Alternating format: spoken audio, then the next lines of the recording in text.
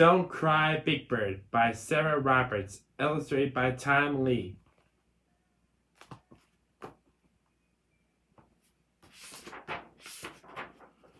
Big Bird liked to play with his friends, but playing with them was hard for Big Bird because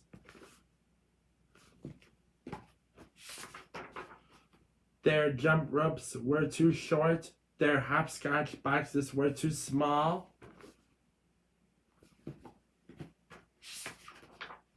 their hide-and-seek hiding places were too little, their seesaws came down but never went up.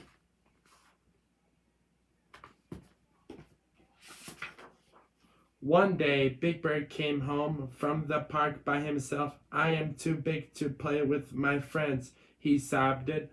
He was so busy crying he did not see his friend Snuffleupagus.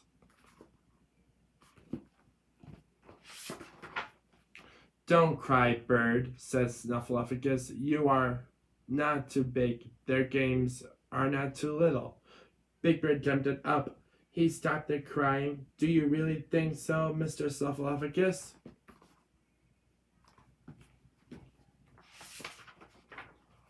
"Yes, Bird, I really do," said Snuffleupagus. "You are a very nice sized big like me."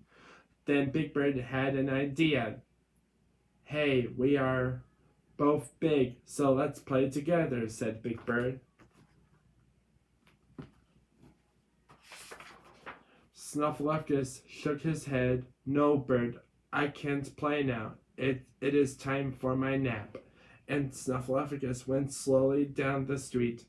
"It is nice to be big," Big Bird said sadly, "but sometimes I wish I could make myself smaller."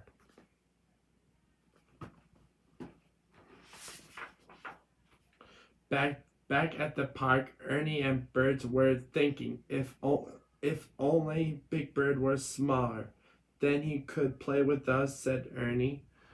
"Well, we can't make Big Bird smaller," said Bert, "but maybe we can make our games bigger. Like this." And he tied the two jump ropes together.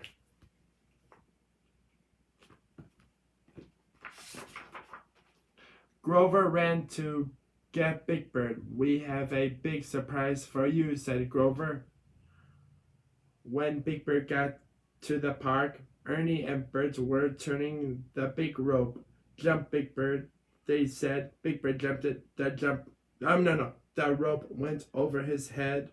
"Hooray for Big Bird," they said.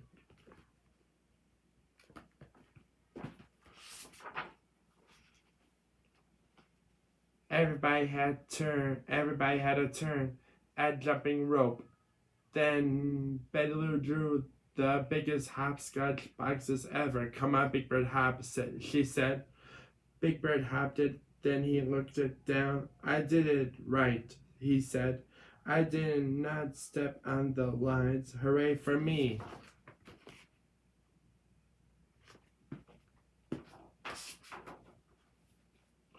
Big Bird was really happy until he remembered something. "I am still too big for hide and seek," he said. Then suddenly he smiled. "Hey, everybody," he shouted. "I do not have to hide. I can be it. I can look for you." Everybody played hide and seek, and Big Bird was it. Then they played on the seesaw. Big Bird sat on one end. All his friends sat on the other. The seesaw went up and down.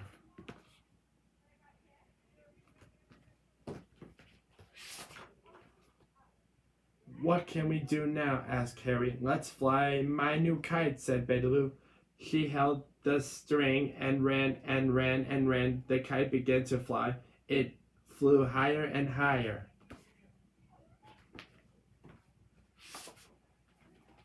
Until it hit the top of a tree. Bump! The kite fell down and stuck in the tree.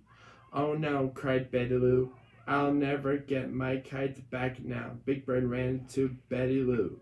Don't cry, he said. I think I can help.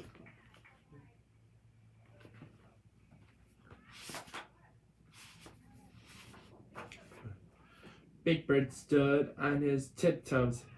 He reached in high up and pulled it down the kite. Here, Betty Lou, said Betty Lou. No. Here, Betty Lou, said Big Bird. Your kite is as good as new.